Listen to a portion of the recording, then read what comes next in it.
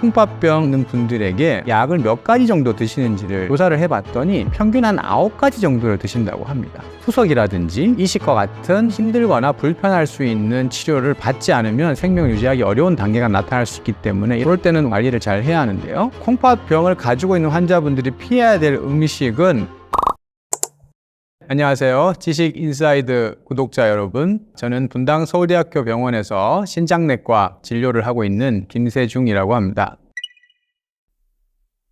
신장 관리를 해야 되는 가장 큰 이유는 콩팥병이 일명 조용한 살인자 이런 별명이 있습니다. 어떤 뜻이냐면 콩팥이 보상작용이 굉장히 뛰어나기 때문에 이게 나빠질 때까지 증상이 잘 나타나지 않아서 괜찮겠거니 생각하기가 쉽다라는 점입니다. 예를 들자면 한쪽 콩팥을 신장 공여나 어떤 특별한 이유로 제거를 한다고 하더라도 하나만으로도 제 기능을 대부분 다 할 수가 있습니다. 그만큼 절반으로 콩팥 기능이 감소했음에도 불구하고 제 일을 다 할 수 있을 만큼 콩팥이 굉장히 보상을 잘하는 기관이기 때문에 증상이 잘 나타나지 않는 것이죠. 두 번째는 한번 나빠지면 다시 회복하기가 굉장히 어렵다라는 점입니다. 그러니까 빨리 발견하기도 어렵고 발견됐을 때 보면 다시 되돌리기도 어렵다. 이러한 이유 때문에 평소에 콩팥 관리에 신경을 써야 되는 이유가 되겠습니다.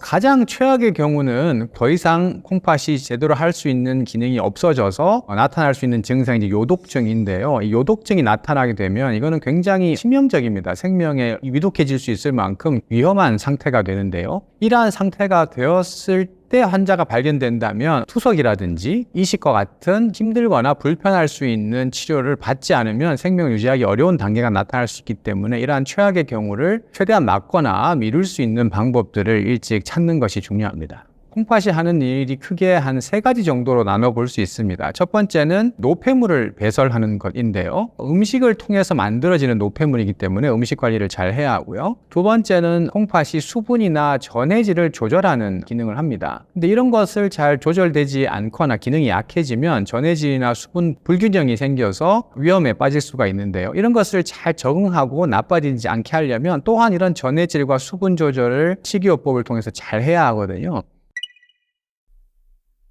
콩팥병을 가지고 있는 환자분들이 피해야 될 음식은 단계마다 조금 차이가 있습니다. 콩팥의 단계는 대개 이제 콩팥이 노폐물을 걸러주는 사구체 여과율이라는 수치를 가지고 구분을 하는데요. 가장 좋은 것이 이제 90점 이상인 경우, 그리고 이제 90, 60, 30, 15점 기준으로 해서 1, 2, 3, 4, 5단계로 나누는데 모든 단계에서 조심해야 될 첫 번째 가장 지켜야 될 음식은 소금인데요. 저염식을 해야 된다라는 뜻인데요. 원래 이제 생물의 출발점이 이제 바다에서 출발했기 때문에 육지로 나오면서 소금을 최대한 콩팥에서 재흡수를 해서 소금은 내보내지 않는 것으로 유전적으로 이렇게 진화를 해왔거든요. 그래서 소금을 많이 먹게 되면 그만큼 이제 강이 축적이 돼서 여러 가지 부작용들이 생길 수가 있습니다. 그래서 이 저염식은 단백뇨나 또 콩팥병에 진행하는 것을 막고 혈압이나 부종이나 심장, 뇌졸중과 연관되어 있기 때문에 콩팥병이 있다면 모든 단계에서 저염식을 이제 추천드립니다. 근데 반대로 소금을 너무 제한하면 오히려 부작용이 생기는 그런 경우가 몇 가지 있는데요. 대표적인 경우가 영양이 부족한 경우, 그리고 체액량이 부족한 경우, 탈수나 또 근육량이 작거나 체중이 원래 낮으신 분들인 경우, 저염식을 너무 하게 되면 소금을 줄이는 좋은 효과보다 체액량이 부족해서 탈수의 위험이나 혈액순환이 떨어지는 그런 위험이 더 크기 때문에 그런 경우에는 저염식을 제한하지 않도록 권장하는 그런 경우가 있습니다. 그리고 이제 세계보건기구에서 소금 섭취량을 5g 이하로 드시는 것을 권고하는데요. 근데 제 외래 오시는 분들을 보면 평균 한 9g 정도 드시는 것으로 분석을 했습니다. 그 9g이라는 뜻은 어떤 분은 한 20g 드시는 분도 있고 잘 지키시는 분은 3g도 채 드시지 않는 분들이 있습니다. 그러면은 그 20g을 드시던 분이 갑자기 15g을 줄여서 5g까지 가려면 그분은 거의 드실 음식이 없는 상황이거든요. 근데 재밌는 것은 절대량을 5g이라는 것도 물론 중요하지만 상대적으로 내가 원래 먹던 양보다 몇 g을 더 줄였느냐라는 지표만 하더라도 혈압 감소나 단백뇨 감소, 또 콩팥 기능의 저하를 막아주는 데 효과가 있는 것으로 나와 있습니다. 그러니까 지금 내가 먹는 양이 어느 정도 드시는지를 보고 그것보다 상대적으로 얼마나 더 줄여나가는 것을 충분히 유지할 수만 있다면 5g까지 가지 않더라도 충분히 식이요법의 효과가 있기 때문에 저염식에 대한 강조는 어떤 상태에 있어도 중요할 수 있다, 이렇게 말씀드릴 수 있겠습니다.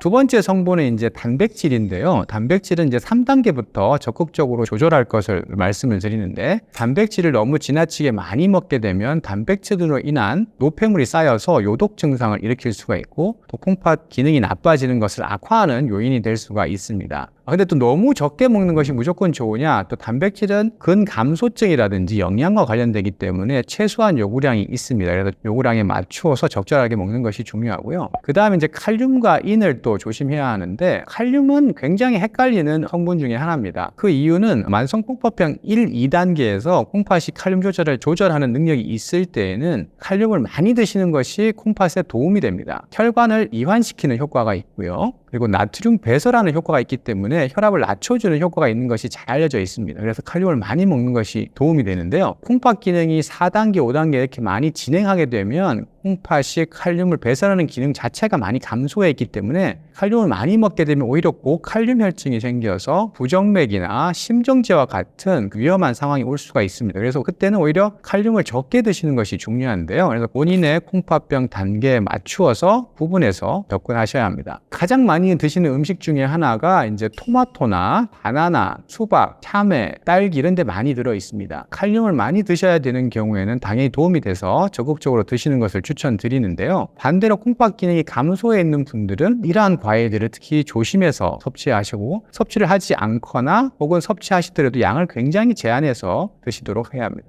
그 다음에 칼륨이라는 성분은 수용성이기 때문에 물에 잘 스며서 녹아 나옵니다. 그래서 칼륨을 제한해서 드셔야 되는 경우라면 채소 양보다 한 10배 정도 되는 물에다가 2시간 이상 담궈두면 50% 가까이 스며 나오거든요. 그러니까 같은 채소를 먹다고 하더라도 절반 가까이 칼륨 섭취량을 줄일 수가 있는 것인데요. 이게 정보가 잘못 이해를 하셔서 칼륨을 많이 먹는 것이 좋은 분들이 물에 담궈두었다 드신다는 것을 자랑스럽게 얘기하시는 분들이 있는데, 내가 많이 먹는 것이 좋다면 당연히 생 그대로 드시는 것이 좋겠고요. 제한해야 될 경우에는 물에 담갔다가 드시거나 데쳐 드시는 방법을 추천드립니다. 마지막으로 이제 조심해야 될 음식 성분이 인인데요. 인은 사실 에너지를 생성하는 굉장히 중요한 성분이어서 드시는 것이 중요하긴 하지만, 마찬가지로 콩팥 기능이 감소하게 되면 인이 몸에 축적이 되어서 혈관을 석회화하는 그러한 이제 현상이 생깁니다. 혈관 석회화가 되면 심근경색, 뇌졸중과 같은 심혈관계 합병증들이 빈도가 올라가기 때문에 인을 대안해서 드시는 것이 중요하게 됩니다. 첫 번째로 인이 가장 많이 섭취되는 성분을 분석해 보니까 약에 많이 들어있습니다. 여러분들 드시는 약의 유통기한을 혹시 알고 계시나요? 보통 2년에서 3년 정도 되거든요. 이렇게 오랫동안 화학 성분을 안정적으로 유지하기 위해서는 첨가제들이 들어가는데 거기에 대부분 인이 다 들어가 있습니다. 그러니까 인은 꼭 먹어야 되는 필요한 약이 아니고 보조적으로 먹는 약의 개수가 늘어나면 늘어날수록 인 섭취량이 증가한다, 이런 뜻이죠. 두 번째로 이제 인이 많이 들어있는 음식은 가공식품입니다. 가공식품도 마찬가지로 처리를 하면 할수록 보존이나 첨가제들이 들어가면서 거기에 이제 무기인이 많이 들어가는데, 여기 첨가제에 들어가는 인들은 굉장히 흡수가 잘 되는 것들이거든요. 그래서 특히 햄이나 베이컨이나 이렇게 처리가 많이 되어 있는 음식일수록 인이 많이 들어있다 해서 최대한 자연식품으로 많이 드시도록 이제 설명을 드리고요. 이제 마지막 이제 자연식품에 들어있는 인인데요. 인은 대부분 이제 고기라든지 이런 단백질이 굉장히 많이 들어있습니다. 단백질을 아까 말씀드렸듯이 최소한의 양은 섭취를 해야 된다고 말씀을 드렸는데, 그럼 어떤 자연식품을 선택하느냐가 이제 중요하겠습니다. 그래서 인 나누기 단백 비율이라고 해서 저희가 이제 비교한 자료들을 보면요. 콩팥이 나쁜 경우에 가장 좋은 성분은 고기도 좋고 생선도 있고요. 계란 같으면 흰자위에는 인이 거의 없고 단백질이 많습니다. 반대로 노른자에는 인이 또 많이 포함되어 있기 때문에 그래서 흰자를 드시도록 이렇게 추천을 드리고요. 반대로 단백질도 좋지만 인도 많이 들어있는 자연식품 중에 대표적인 것이 유제품입니다. 우유라든지 또 요구르트라든지 치즈 이런 데 인과 단백이 많이 들어있기 때문에 인 단백 비율이 많이 높습니다. 그래서 이런 유제품과 견과류 이런 데에 들어있는 부분들을 먼저 제한하도록 말씀을 드리고요. 고기나 생선 같은 데 있는 것들은 가능한 한 유지를 하시는 것을 권고드립니다. 약물이 굉장히 중요합니다. 그 이유는 대부분의 약물이 콩팥을 통해서 배설이 되는데요. 근데 콩팥의 또 중요한 기능 중에 하나가 요농축이라는 것이 있지요. 이제 필요한 수분들은 다시 재흡수해서 몸에 수분이 부족하다면 다시 이제 재흡수하는 그런 농축 기능이 있는데, 이런 과정을 약물이 통과하면서 약물도 같이 농축이 됩니다. 그러니까 약물이라는 것은 일정한 적정 농도에 있을 때에 효과가 있지만 지나치게 농도가 올라가면 독성을 발휘할 수가 있거든요. 그래서 신독성 있는 약물들이 있는지를 잘 확인을 해야 하는데요. 신독성은 콩팥이 나빠지는 것을 말하는데요. 콩팥이 나빠지는 가장 대표적인 것 중에 하나가 탈수, 그리고 감염증, 그리고 이제 이런 독성 물질로 말씀을 드립니다. 가장 대표적인 약은 항생제, 엔세이드 진통제, CT 조영제 이런 것들이 가장 대표적인 약물입니다. 특히 이제 엔세이드 진통제에 대해서 많이 이제 강조를 드리는데요. 그 이유는 엔세이드 진통제가 효과가 너무 좋기 때문에 굉장히 보편적으로 사용되고 있다라는 것입니다. 대부분 여러분들 이제 광고에서 보시는 두통, 치통, 생리통에 쓰는 대부분의 약제들이 엔세이드 약제들이 있을 가능성이 많고요. 감기약에도 많고 또 코로나 약제도 들어가 있고 관절통, 통풍, 생리통 굉장히 많은 이런 적응증들을 가지고 있는데 또 이걸 드시게 되면 효과도 굉장히 빠릅니다. 그런데 문제는 콩팥 기능이 건강하신 분에게는 문제가 없겠지만 콩팥 기능이 감소해 있는 만성 콩팥병 환자 혹은 노인, 당뇨나 단백뇨가 있는 이런 콩팥병의 위험인자를 가지고 계신 분들은 한두 번의 복용을 한다고 하더라도 콩팥 기능이 나빠지거나 부종이 생기거나 입맛이 떨어지고 혈압이 올라가고 칼륨이 올라가는 이런 합병증들이 생기시는 분들이 있습니다. 근데 이게 병원을 가실 때 매번 그 담당 의사분들이 콩팥 기능을 확인하고 약을 처방하기가 굉장히 어렵거든요. 그래서 이제 환자분들에게는 본인의 콩팥에 대한 인지를 하시고 다른 병원에 가실 때 내가 만성 콩팥병 환자이니 엔세이드 진통제는 빼주세요 라는 말씀을 꼭 담당 의사분께 해달라고 이렇게 교육하고 있습니다.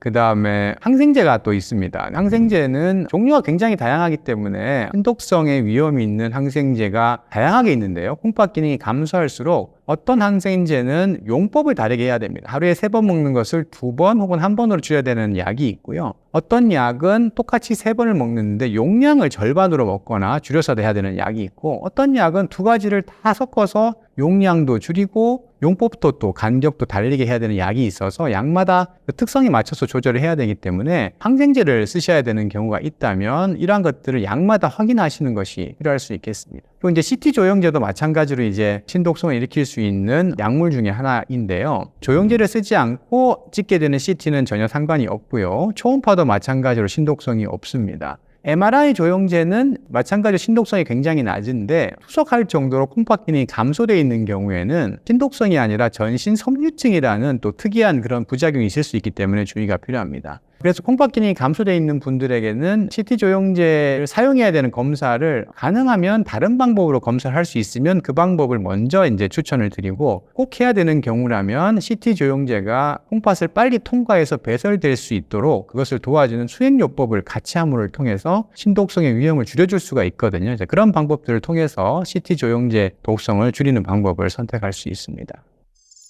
콩팥 기능이 감소되어 있는 분들에게 건강기능식품이 한독성이 있는지를 평가된 항목들은 거의 없습니다. 왜냐하면 한번 생기기라도 하거나 혹은 그런 비용들이 굉장히 많이 들기 때문에 건강보조식품에 콩팥 기능이 감소되어 있을 때 효과가 있는지를 보는 자료는 굉장히 찾아보기가 어렵습니다. 근데 말씀드린 대로 건강보조식품이 콩팥의 안전한지에 대한 평가가 되지 않았거나 혹은 이미 콩팥 기능이 많이 감소되어 있어서 작은 약물에도 취약할 수 있는 환자분들이라면 꼭 필요하지 않은 혹은 보조적인 약물이나 식품이라면 당연히 안전이 보장되지 않았기 때문에 추천드릴 수가 없겠죠. 영양제도 마찬가지입니다. 콩팥 기능이 감소했을 때 처방이 되는 영양제들이 몇 가지 있습니다. 예를 들어서 빈혈이 있기 때문에 철분제나 또 엽산이나 비타민 D에 연관된 이런 약물을 추천하거나 혹은 처방을 직접 드리는 경우도 있습니다. 이 말씀드린 경우 이외에는 대부분의 영양제는 그 효과가 콩팥 기능에 더 도움이 되는지 도움이 되지 않는지 명확하게 나와 있는 경우가 거의 없습니다. 그런데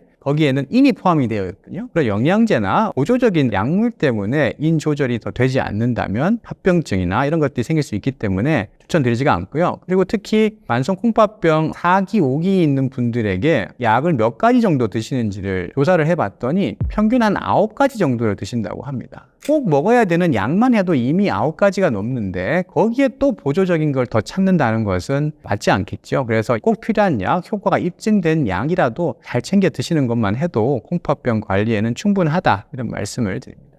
콩팥 기능이 건강하다면 콩팥이 알아서 수분 조절을 다 해줍니다. 예를 들어서 내가 수분이 부족한 상황이 되면 갈증을 느끼게 하고요. 그 다음에 콩팥이 자체적으로 요 농축을 하기 때문에 수분이 부족할 때는 내보내지 않는 현상이 생기는데요. 근데 이런 것들이 원활하지 않은 노인 환자분들이라든지 또 장기간 어떤 야외 활동이나 이런 탈수에 노출될 수 있는 상황이라면 수분을 적절하게 섭취하실 것을 권장드릴 수가 있겠죠. 근데 반대로 수분 독성이라고 해서 수분을 지나치게 많이 드시면 오히려 해가 되는 경우가 몇 가지 있습니다. 예를 들어서 저나트륨 혈증이라고 해서 몸에 소금 농도가 낮아서 물이 많은 상태인 분은 물을 먹게 되면 나트륨 농도가 더 떨어져서 오히려 생명에 유독해질 수가 있고요. 또 이런 소변이 잘 나오지 않는 투석 환자인 경우에는 수분을 많이 먹게 되면 콩팥으로 배설이 잘 되지 않기 때문에 폐부종이라든지 저나트륨 혈증이랑 동반된 수분 관련된 합병증들이 생길 수가 있습니다. 또 반대로 수분을 많이 드시는 것을 권장하는 콩팥병들이 몇 가지 있는데요. 가장 대표적인 것이 요로 감염이 있는 경우에 감염을 예방하거나 감염이 있을 때 요량을 증가시킴으로 인해서 감염증을 치료하는 데 도움이 될 수가 있고, 또 요로 결석이 있는 경우에도 마찬가지로, 또 이제 다낭신인 경우에 유전적으로 콩팥에 물혹이 많이 생기는 병이 있는데요. 이 경우에도 마찬가지로 수분 섭취를 많이 늘리게 되면 물혹이 커지는 속도를 늦춰줄 수가 있기 때문에 이러한 경우에는 또 수분 섭취를 많이 하는 것을 권장하는 병들이 있습니다. 그래서 본인의 콩팥병 상태나 원인이나 이런 것들에 따라서 수분 섭취를 많이 하는 것이 좋은지 적게 먹는 것이 좋은지 그런 부분들을 점검하시는 것이 필요하겠습니다.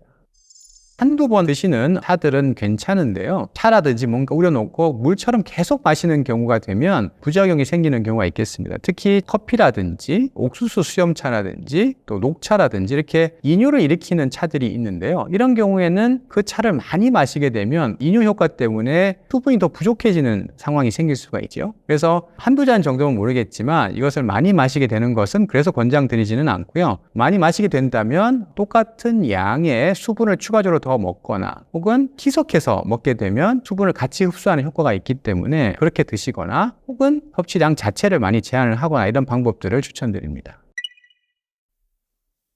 비타민C는 혈류가 있거나 또 과량으로 되면 이것이 이제 결석을 형성할 수 있다라는 그런 보고들이 있기 때문에 혈류가 있거나 혹은 결석의 병력이 있으면 많이 드시는 것을 추천드리지 않습니다. 그래서 보통 허용하는 양 자체가 한 1000mg 정도를 추천드리긴 하는데 이게 지나치게 많이 드시는 것은 효과와 부작용을 변주어서 이제 선택을 해야 하는데 그러한 면에서 콩팥병이 진행하신 분들에게 다량의 비타민C를 복용하는 것은 추천드리지 않습니다. 다이어트를 갑자기 하시게 되면요, 지방이 빠지는 것이 아니고 대부분 수분이 먼저 빠지기 시작하거든요. 근데 수분이 갑자기 감소했을 때, 즉 체액량 부족 혹은 탈수에 빠지면 가장 먼저 손상을 받는 장기가 또 콩팥입니다. 콩팥으로 혈액순환이 되지 않아서 콩팥 기능이 급격히 나빠지고, 그러한 상황이 오래 지속이 되면 마찬가지로 이것도 이제 콩팥 기능에 그 손상이 남아서 만성 콩팥병으로 넘어갈 수 있는 위험을 같이 가지고 있기 때문에 그냥 그 상태로 있는 것보다 오히려 콩팥에는 더 좋지 않은 경험들을 하시게 되는 것이지요. 그래서 보통 추천하는 체중 감소 속도가 한 달에 한 1kg에서 2kg 정도 내외 서서히 줄이는 것이 중요하고요. 두 번째는 체중을 감소할 때에 다시 요요가 생기지 않도록 내가 이것을 계속 유지할 수 있는 생활 습관을 유지하면서 뺄 수 있는 방법을 찾으시기를 추천드립니다.